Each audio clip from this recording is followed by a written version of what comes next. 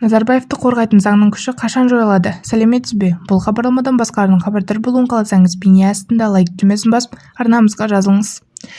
Мәжіліс спикері Ерлан Қошанов елбасы туралы заңның күші толығымен жойылатынын айтты. Келесі жылдың басында болады. Бұл конституциялық заң екенін білесіздер. Ал конституциялық заңдар енді парламент палаталарының бірлескен отырысында қаралады. Қаңтарда парламент палаталарының бірлескен отырысы шақырылады. Сол жерде бұл мәселе қаралады, деді Қошанов. Конституциялық заң күшін жойғаннан кейін Назарбаев пен онымен бірге тұратын отбасы мүшелері барлық артықшылықтан айырылады. Осы орайда журналистер заң күшін жойғаннан кейін Назарбаевтың кінәсі дәлелденсе, оны қылмыстық жауапқа тартуға бола ма деп сұрады.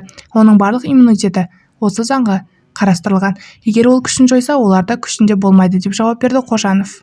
Егер бұл заң жобасы бойынша күшін жою туралы шешім қабылданса, толық заң жобасы күшін жояды. Соның ішіндегі бар нормалардың барлық күшін жояды деген сөз. Сіз заңды оқыдыңыз ба? Иә.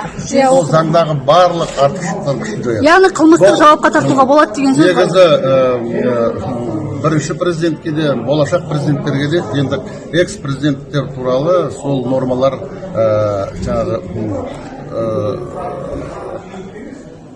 сол нормалар соған жұмыс істейтін болады.